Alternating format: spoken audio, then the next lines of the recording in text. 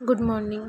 तर सकाळ झाली त्यानंतर चहा करून घेतला, चहा पिला आणि त्यानंतर कामाला सुरुवात केली. अशा प्रकारे भांडी पडली ती भांडी घासून किचन सगळं साफ करून घेतलं.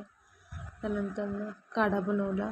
काढ्यामध्ये तुळस, आलं, लवंग आणि मिऱ्याने दालचिनी घालून घेतल्या.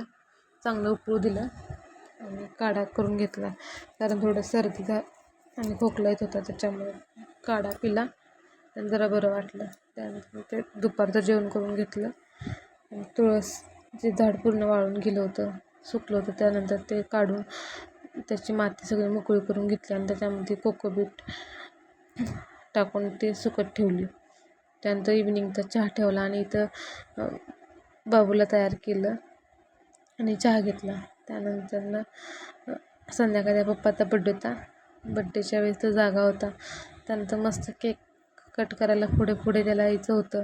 केक कट केला आणि मस्त